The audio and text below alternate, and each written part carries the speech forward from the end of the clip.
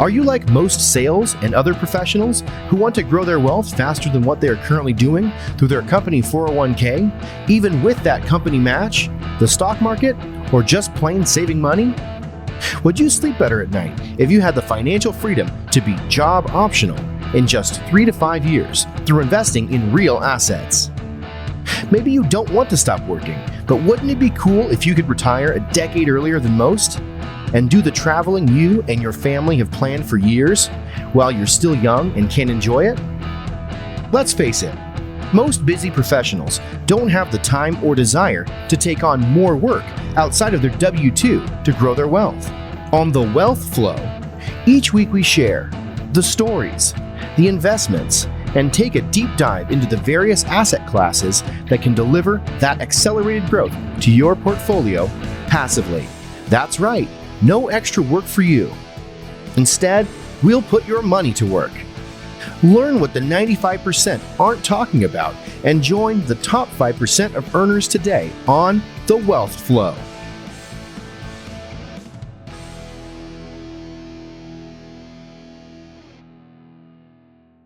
All right, welcome to The Wealth Flow. My guest today is Chad Schieler.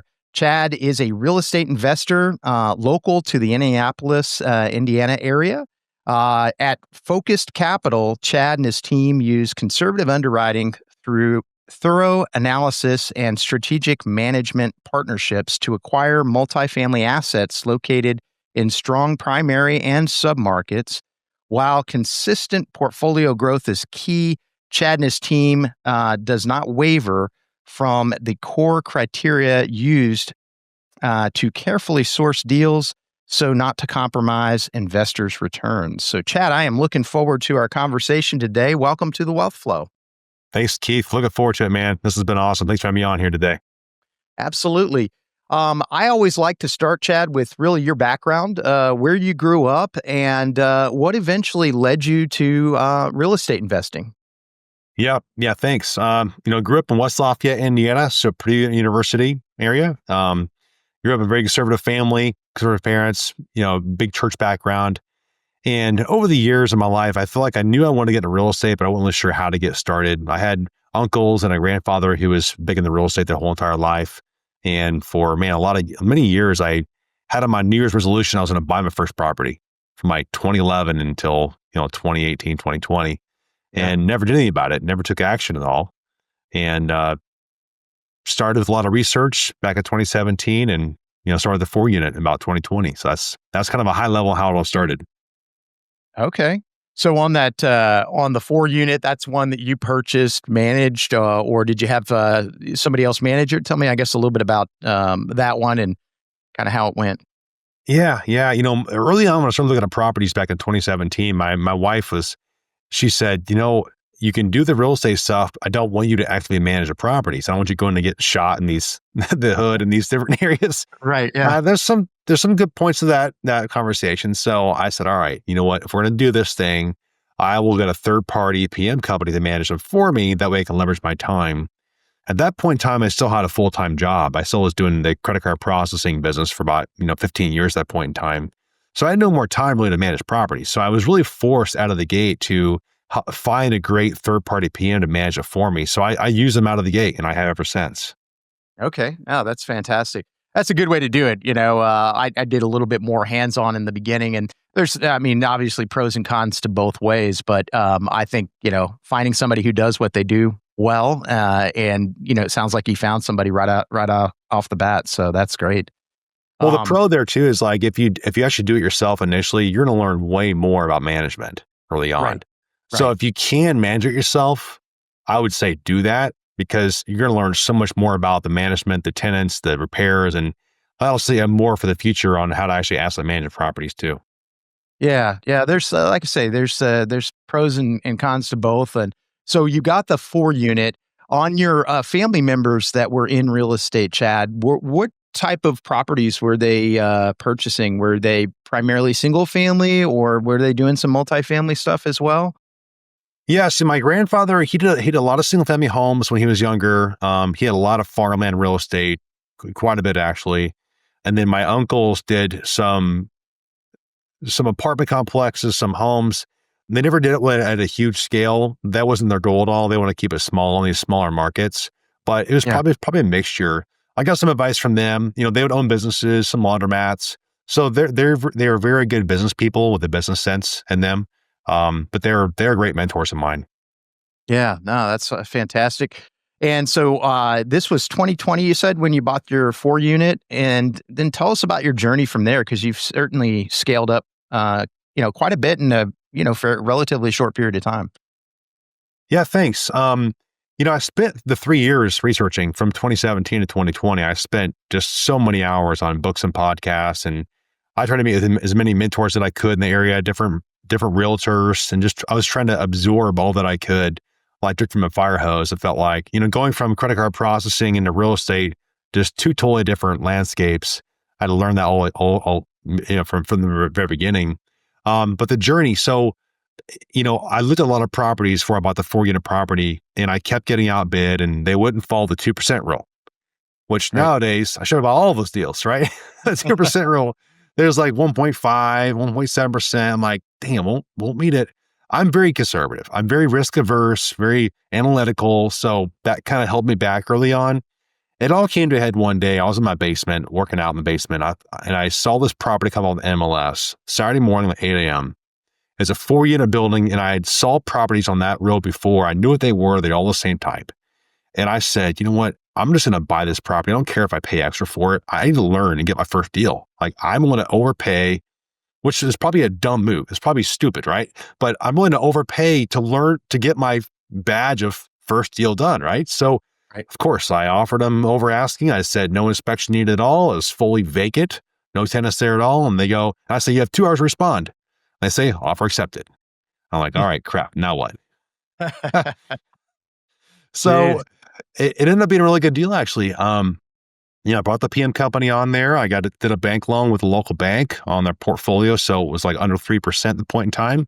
I had to bring 30% down payment in the property. We had to do some renovations, about maybe 15 grand or so. It wasn't too bad. And we filled the tenants in there, got it leased up. And about a year and a half later, I sold it off market and we doubled our money. So it was actually a really good deal. But that propelled me to the next deal because I got the bug then. I got the itch, right? I got one deal done. And I always heard that you never met a real estate guy who did one deal and stops. You just don't. Right. Like they get one, they keep going. So I knew I'd get the one deal done first. But then came the 15-unit deal, then the 20, then 25, and it just went from there. Okay. And on all these, after that initial one, were you doing all these by yourself, or tell us a little bit about, kind of the process on, did you have partners on those? What did that look like to jump from 4 to Good 15? Good question. Yeah, my initially, this is just all as a hobby is all it was. I just wanted to buy real estate and have some cash flow and have some passive income, and that's all it was at first. So there was no plan to create focused capital out of the gate. So obviously, I was going to use my own capital at the very beginning, whatever extra I have for my job. I did fairly well in the last business that I had, so I had some cash flow coming in, and so I did the first deal myself, and then I did my second deal. I was 80% of that one with a buddy who was 20%. Went and bought that 15-unit deal. He helped source it. I basically managed it all and did the process. My third deal was all myself. I had the capital there. Then my fourth deal, I did a joint venture with a couple of their buddies. I think I was 45. One guy was 45, one guy was 10. So I was a little less than half of the ownership there. So the first 4 deals were my own capital, and then we didn't raise money until our 5th deal from other investors. Okay.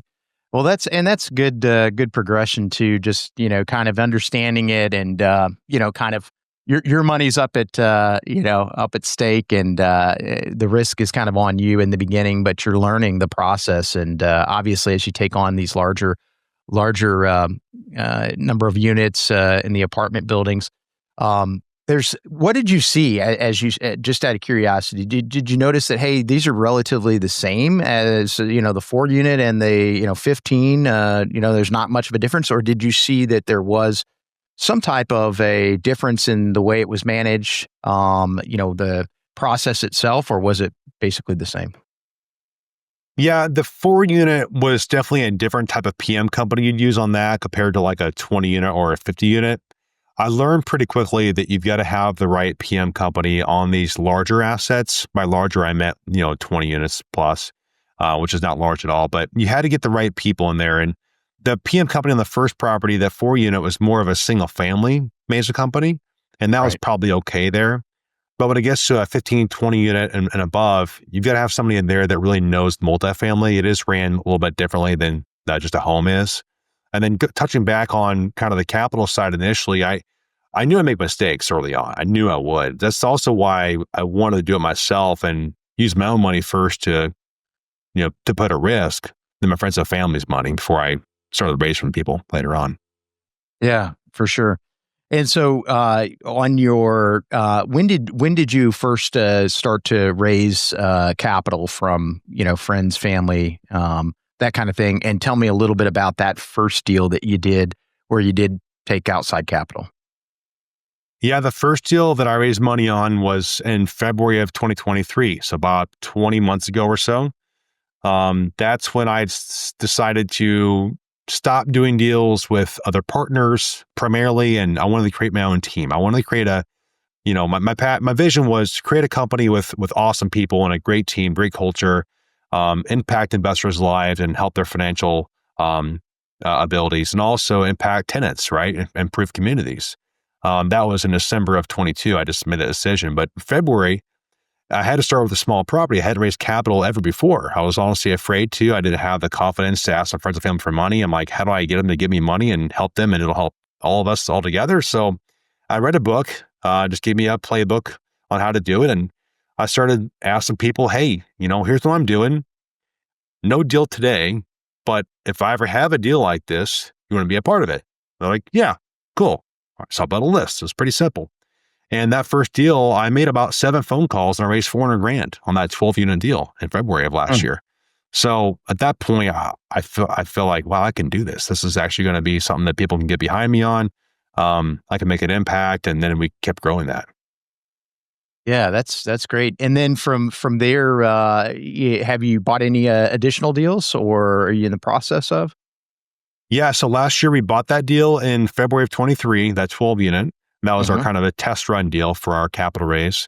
Mhm. And then I bought a 44-unit deal in November of 23. We raised 1.4 million on that one. We sold 2 deals last year to show more of a track record, and these deals had some awesome returns. We sold 2 in November, December last year. And we also did our first development deal with a development partner in December of last year. So we had a lot of stuff happening all at once. Yeah, yeah. We raised a little over $2 million through Focus Capital alone on the development deal too. So we had 2 deals back to back, really less than 12 months into raising capital last year. And then this year, we've just finished our largest deal ever. We did a deal that was 128 units. We raised a little over $5 million this past July. Wow. Yeah, that's quite a journey. So you go from raising 400, which I mean, for that's that it's a small amount, but it's like that's still it's kind of your proof of concept that you're going out there and is this thing going to actually work? And sure enough, it did. And now you've jumped from that to raising 2 million and raising 1.4. Well, you go What from 0 to 400,000. It's a big jump. If for you haven't sure, done it before at all, even 50,000 is a big number. But right? once you get doing it, the word starts spreading over time. You just deliver great reports, you communicate on time, and you just be transparent, and it'll snowball. Yeah, for sure. And tell me a little bit about those deals. What were some of the things that you looked for? Are these value add opportunities, or what type of apartments were they? Yeah, primarily value add opportunities. So we're looking for stuff that's in a great growing market with good fundamentals, good job growth, population growth, great schools, low crime. We're looking for mostly B class assets, and look for properties that have been fairly well maintained, but there's a delta between the current average rents and where we could take them to. And the most ideal scenario is a long-time owner that hasn't pushed rents in years. That's the most ideal scenario. And we bought Yeah. a few that way. It's been a home run there. But yeah, middle of Indiana is our home base right now. Indiana's a great market, and we'll be branching out probably next year in other markets too. Okay. So everything's in the middle, like in Indiana right now. Yeah. Yeah. And as far as property management, are you using the same company for all of them, or what does that look like? Yeah, we've got a couple different ones. So we use one company for our largest asset we just acquired this past July. We'll probably be using them as well on our development project once it's finished in June of next year. And then Okay. we have a separate PM company that specializes more in mid-sized assets, and they're doing our smaller projects. Because sometimes, the larger PM companies, they just won't mess with something that's less than 100 units. They mostly do on-site, payroll type projects. So it's tough though. It's tough to find good PM companies that will do those mid-sized projects, and also get the attention you need in those projects so they can run efficiently. Yeah, for sure. And then tell me a little bit about what does the debt look like on these? How much loan to value are you guys doing? Or what type of debt are you acquiring on these? I'm sure it varies based on the size of the project, but Well, really, it's been kind of the same overall in the last 9 projects. We've done just fixed rate bank debt. I'm okay. I'm pretty risk averse, and I feel like if when you're newer at this, you want to at least remove whatever risk you can off the table. And for me, it was interest rate risk. Then our investors appreciate that as well. So we do fixed rate bank deals. We will do refinances eventually when it's the right time into an agency product to take some Mhm. recourse off the table there as well. Typically, LTVs are in the probably low 60s range, so pretty moderate. We're not trying to do high leverage deals. We want to make sure we meet those covenants in year 2, whenever they're tested. But as you kind of get the picture, right? We're kind of building a lower risk profile type investments for our investors. Yeah, yeah, for sure. And tell me a little bit about just kind of maybe on the back end with Focus Capital. So you started with raising the 400. I'm sure probably more friends and family on that one. But how did the word spread? What are you using to leverage and build your investment group? Yeah. So the first $400,000 was just some phone calls, just word of mouth. I had a gym buddy, a church Bible group buddy. I had a CPA on that one, and then another buddy of mine. Those are referral actually of the CPA. And then I started building the list, and we started just whoever I know, my own network, whether it be through my social media, through Instagram, or through people I'd meet at the gym or the golf course, just started spreading the word of what I was doing, and it just gradually building the list over time.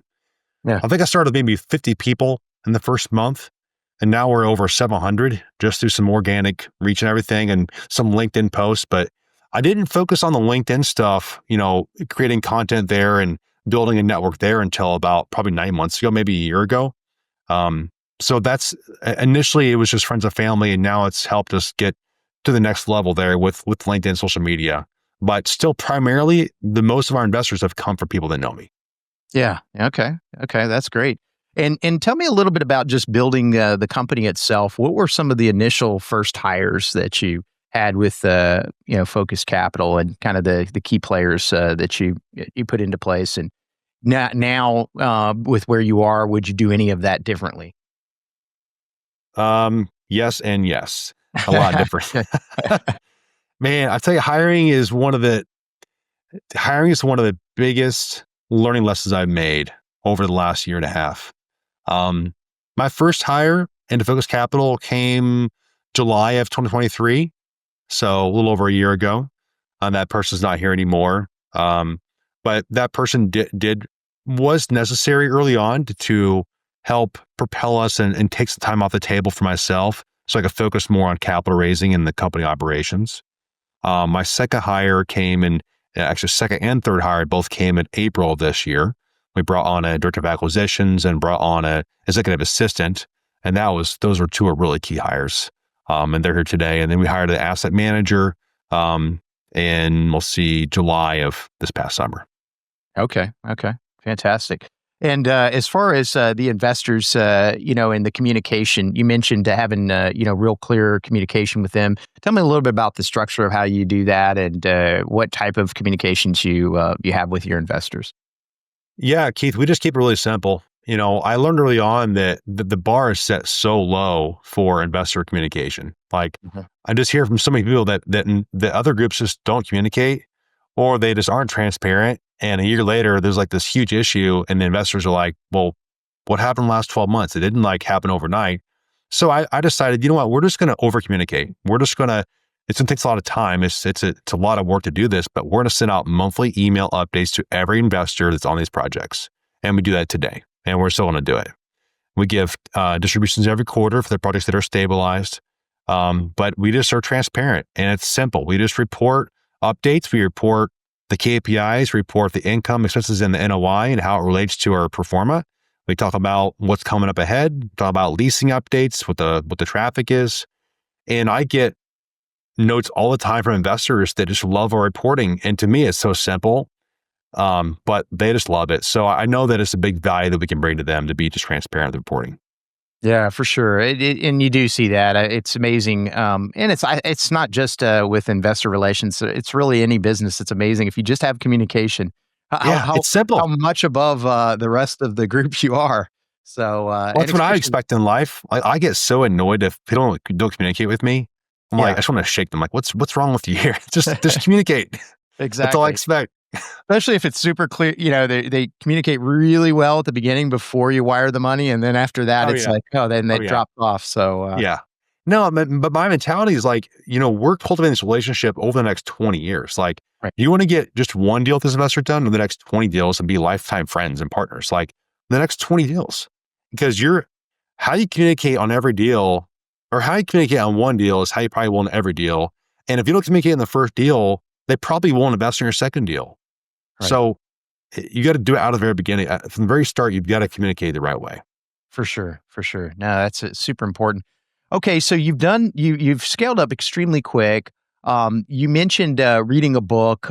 Tell me a little bit about some of the other things that you've done, Chad, to kind of prepare yourself to have taken this huge leap forward in such a short period of time. Yeah, Keith. A lot of this might seem, just really common sense, and I'm not a big woo-woo kind of a guy, but some books that really helped me was obviously Rich Dad, Poor Dad, and just any kind of personal growth book that I could find. And that's what kind of really started this whole journey, was me investing in myself back in 2018. I started really going on a self-development journey. Mm-hmm. And I've had a couple of coaches along the way. I pay for 2 programs so far, and really trying to lean into whoever's smarter than me. Other people in the area that are sponsors that are also doing very, very well, I'll lean on them for some help sometimes. I've been part of a couple of masterminds in the past. So I'm a big believer in heavily investing into your personal development. I think it starts with you. And just making mistakes. I think there's no better teacher than this, like learning by doing it. You've got to get there and just do it and fall on your face and get back up and adapt. Yeah, for sure.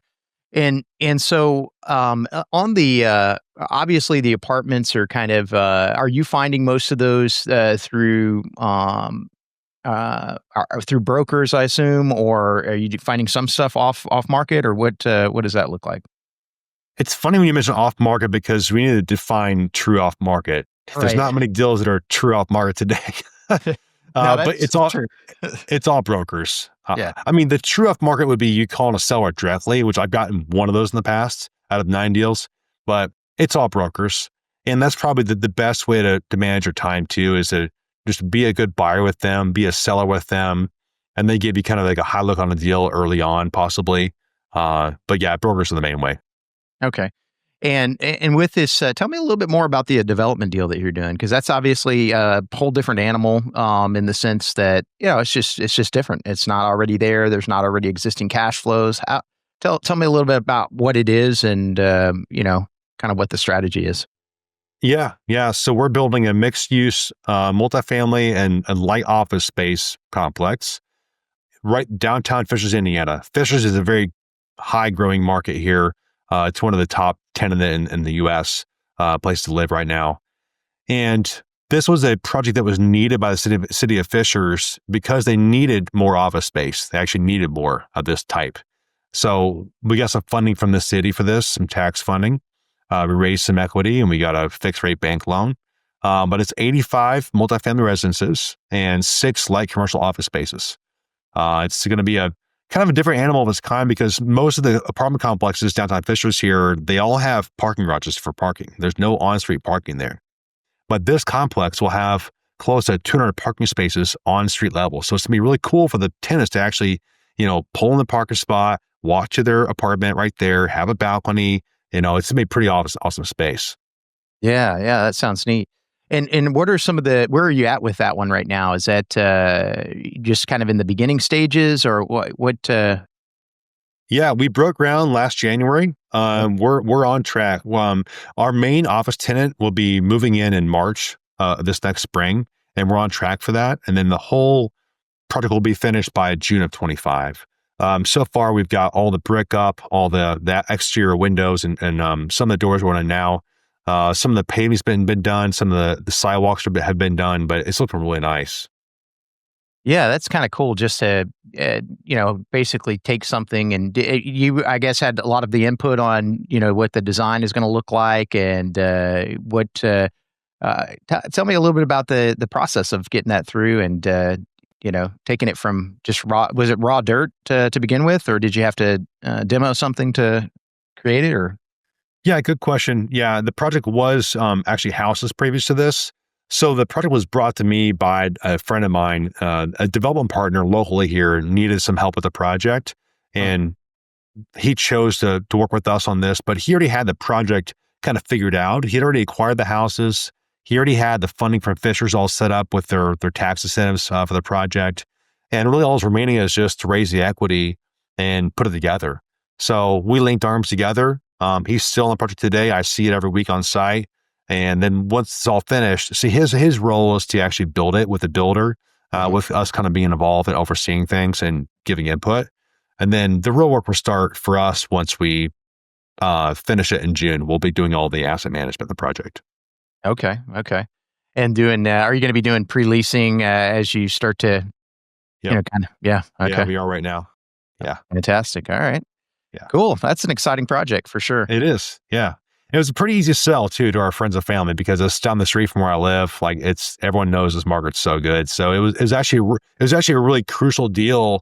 I didn't know at the time. It was very crucial for me to capture or help a lot more investors that didn't get on the first two deals that I raised money on, because Fishers were really kind of a no-brainer to invest in. But that also helped me propel forward into our last deal on a $5 million raise. Because if I hadn't done that development deal, it would have been really hard to do the big raise. Yeah. And tell me, I guess, a little bit about this most recent one. Was it is basically the same type of a process with that? It just ended up being a larger raise. What were there any other considerations that you had to make with this larger one? This larger one was our first deal that was over 100 units. It's 128. Mm-hmm. We bought this from the developer, who was also the seller. They had it for about 25 years. I'm sorry, almost 30 years. And not only was it a really big raise, because remember we went from a 2 million or so raise back in that January of this year to 5.5 in May, June, July. And a lot of our investors hadn't really re-upped yet, right? They just did probably the deal back in November and probably the deal back in that past February. So we had to find, I think over half the investors were brand new in this past project. We had to find a bunch of new investors to really bring into the fold. But I learned a ton of lessons. Oh man, like we got retraded on by our original lender 3 weeks prior to closing. We had to find somebody else that closed on time. And so I read a book on that stuff. We had just a lot of experience we learned. But the one thing good about this project, though, is we found this deal in a market that has this incredible job growth potential. Incredible. Like we underwrote our rents, performer rents to be a little bit lower than we thought they'd be, and we're already beating them today. It's just been great to see it already, take fold in the last 4 or 5 months. Now, this project as well, we do something a little bit different to where we do these tenant occupied renovations. So while the tenants living there, we're actually replacing their kitchens and baths and LVP flooring while we're there. Really? Tell me a little bit about how that works, because that's interesting. That's the first time I've ever heard that. Yeah, it's new to a lot of people, new concept. So when the tenant goes to work in the morning, this is all staged ahead of time. It's all prepped, all staged, containers on site, and we'll go in there and we'll swap out the cabinets in the kitchen, the countertops. light fixtures, plumbing fixtures, appliances, LVP in the kitchen, LVP in the bathroom, and the bathroom will do the vanity and maybe tub surround, the toilet, the fixtures there as well. And then we'll do 1 unit per day. Tenant moves out in the morning, or they go to work in the morning, they move their stuff out of those areas in the living rooms or the bedrooms, and we're done by 5 p.m. that day. And we've started this middle of October. We've done 33 units so far in the last few weeks. Now we're at 3 units per day, and we finish by Christmas. Now, the advantage of this too is, we can do all this in bulk in one shot and not have to wait 2 years to finish our business plan. These renovations, so less downtime. And the best part of all is the tenant gets to live in a newer unit for the rest of their lease without paying extra rent. Yeah, I was going to ask you about that. So the tenant, you're doing it mainly as the ability to still have this apartment online, so you're still getting that steady cash flow. Tenant, of course, is open to the idea because now all of a sudden they're getting, all these new upgrades, and they don't necessarily have any additional expense. Obviously, they, I'm sure, can see the writing on the wall that at the end of the lease, they'll be, they're going to end up, paying more if they want to, stay there. But that's, they have an option. Yeah. And so on the actual improvements, are you going in so they leave in the morning for work? Are you going in and doing, like, say, the kitchen in one phase? That way they can move their stuff out into another area, and then you're going in to do the bathroom, or are you doing all of these in that one day? Or is it like a series of, hey, today we're going to tackle your kitchen, tomorrow we're going to do the flooring, or what does that look like? No, it's 1 day per unit. It literally is 1 day. So we've got a crew of usually 4 people per apartment, and they'll go in there and they'll do the kitchen and bath, all that stuff. And then by 5 p.m., they're done. They're out. So literally every unit takes just 1 day to get done. That's great. And what do you anticipate, or what have you underwritten as far as what you're going to be able to, at the end of that, when that lease does come due, how much of an increase are you going to be able to do with those renovations? That property, we bought that property, and average rent was, I think, $757 per month. It was pretty under market. And we forecasted that our pro forma rent post renovation would be $1,088 per month. Our comps in the area are $1,350 a month. So there's a pretty big gap from where we started out to where we probably can go. This goes back to where I told you how we kind of underwrite conservatively, where we thought, well, you know what, going from $750 to $1,088 is a big jump anyways. Let's just leave it there and have room to grow and really outperform. But we're already seeing right now, here's some real life example, is the last 3 leases signed, our lease trade outs have been over 40% from prior lease amounts. Our renewal rates are 70% right now at a 10% increase. So these people that stay in their units, they won't get the full max rent on the next lease term, but they'll get a moderate bump, because they also know that if they want to go somewhere else around here, they're getting a big discount right now, and they know that. But we want to take care of the current customers as well, the current residents as well, to where they'll stay there, because there's advantages for us too. If they're good paying tenants, they pay on time, and they take care of their units, we won't have to go back through and turn the whole entire unit. So there's cost savings are there for us as well. Yeah, it makes sense. So you're doing it 10% at the end of that term? Approximate. That's what it's been so far, but it's going to vary month by month, because right now it's wintertime. It's not very good here for leasing season. Now, come April, May, and July, we might get a little more aggressive depending on how many we have coming due or how many are vacant. It's always a constant monitoring of how many you have vacant, what's coming due. That controls what your renewal offers are or what your lease rates are, right? Yeah. Because if you only have one empty unit, well, you can probably push rents on the next unit coming due. Well, if you have 10% vacancy, you probably shouldn't push rents at all. Right. Exactly. Yeah. Just get it filled. Yep. Makes sense. Oh, wow. That's cool. That's a neat way of doing it for sure. And anything else that you've done differently on that one? And I guess, had you seen that done before? Or is that something that you've seen other operators doing and just kind of adopted it, or what? Yeah, it's unique. I've heard about it for a couple of years, and I've got a buddy of mine that I met a couple of years ago, and he told me about his process, and we tested his process out with his team on a project that was a little bit smaller last year, and they did very, very well at that. So we've since then become very good friends, and now he'll do all of our projects going forward that are larger. So it's not common everywhere, and I'm learning that throughout the country that people are just like, what are you talking about? Same day turns, tenant occupied. Like that's pretty cool. So a lot of referrals are going to his way. So he's got a lot of business because of us, I think. But I'm happy to share the wealth. Yeah. For sure. No, that's cool. All right. And then and what do you see with obviously you've stepped into, development as well. What do you see with Focus Capital over the next 5 years? I know that's, if you continue on this progression, Chad, I mean, after 5 years, it's going to be huge. But tell us a little bit about what your vision is. We've got our goals written down here. I mean, 5 years, our goal is to have about $400 million in AUM. That year we'll probably raise about $40 million that year. We'll have about 3,000 units in 2029.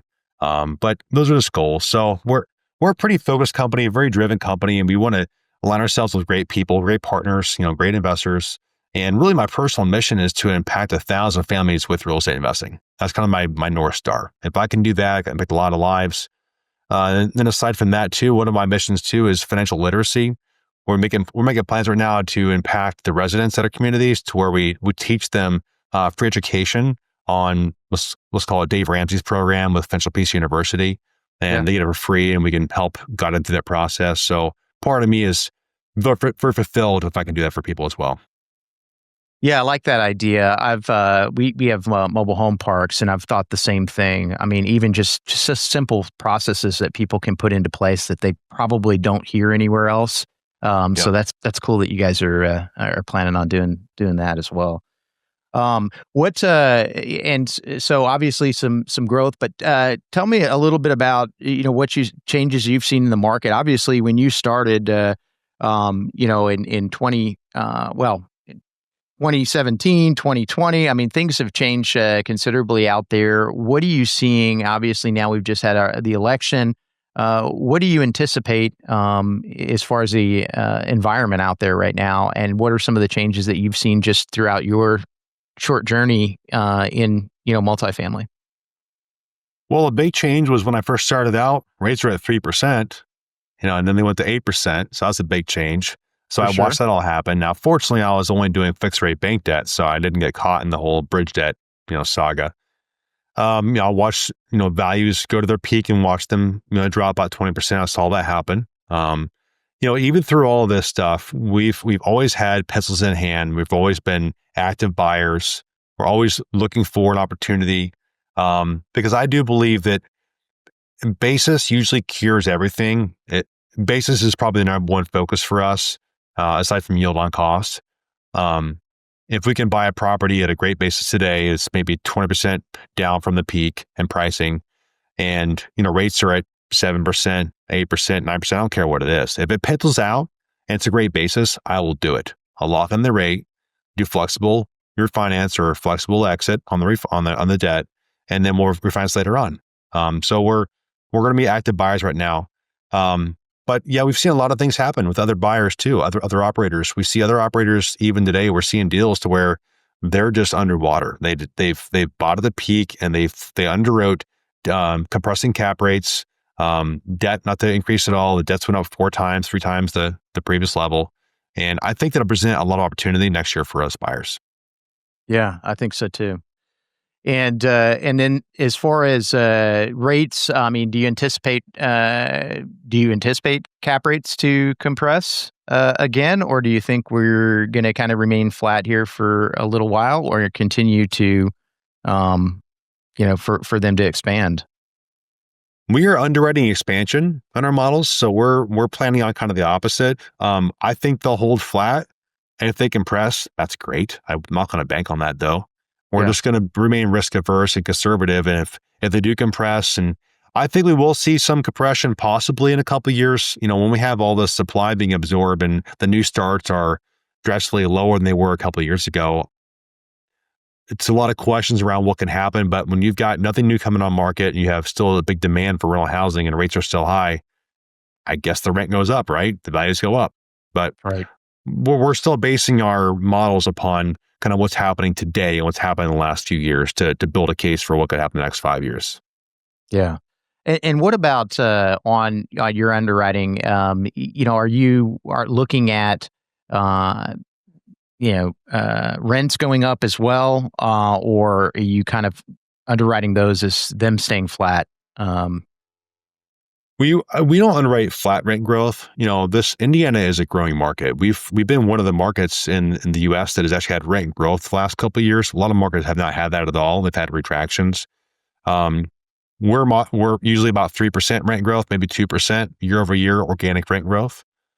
For us, that's pretty conservative. Yeah. Yeah, no, it makes sense. And you know your market, and if it's growing, makes total sense. What about have you seen anything in Indiana like we've seen in some of the other areas with insurance rates, or have those been pretty predictable and steady? Insurance is not too bad. We have not seen the rate increases like Florida has.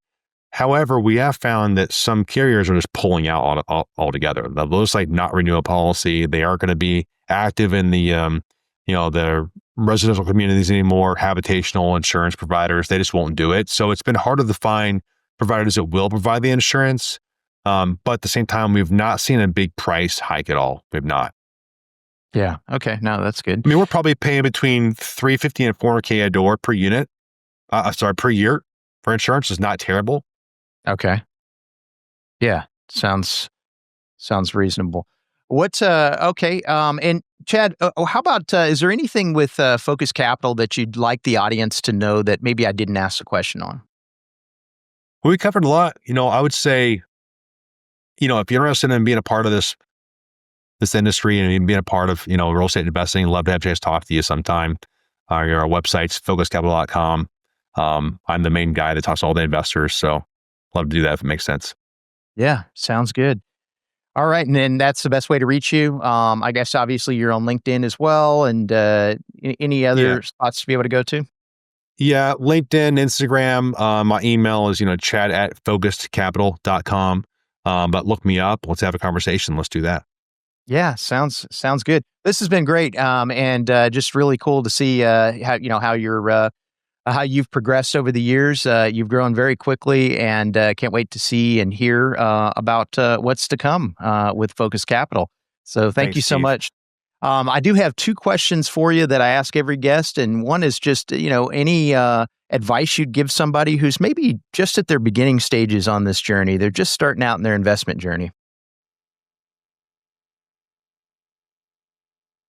One piece of advice I would say is become a limited partner first to leverage your time to see how this whole thing works.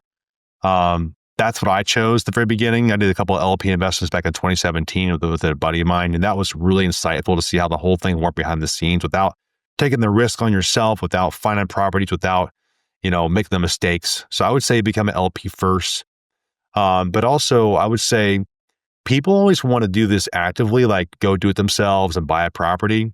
And let me tell you, after doing it myself, it's way easier to become a limited partner and just and increase your skills at your day job and just invest the rest of the money as an LP. It's way easier and the same returns. So similar returns, let's put it that way. Maybe examine more on the active versus passive route to make sure you truly know what you're getting into if you do it actively. So does that help? No, that definitely helps, and I think that is great advice. And I look back and think of doing a lot of it, doing all of it actively, and man, it just would have been a lot easier to do the LP route. Just makes a heck of a lot of sense. And you can you don't have to stay in one asset class. You can go to various ones, find the experts that are in each one that you have an interest in, and you don't have to relearn everything. And yeah, I think that's great advice. How about a book recommendation, Chad? It doesn't have to be real estate related, but it certainly can be. Just something you've read that's been impactful. I just finished Elon Musk's book. That thing was so long and so good. I loved it, man. He is just a great leader in the way he's run his companies. Were really impactful. I love that book. It was great. I also like Atomic Habits. That's a good one too. Yeah, two great recommendations. So. Well, Chad, this has been awesome. I appreciate you coming on the Wealth Flow. Thank you so much, and I think we'll call it a show. Thanks, Keith. See ya. All right. Thanks. Being that you're still here, I trust you found value in this episode. I personally wish I would have known these guests and strategies when I started my wealth creation journey. Go to wealthflow.capital to subscribe to our newsletter. And as a free gift, we will send you our quarterly market report and the top 10 things to look for in an investment opportunity. Take a minute to give our show a rating and review. Help us reach 1 million professionals by subscribing and sharing this episode with someone you know who could also find value in it.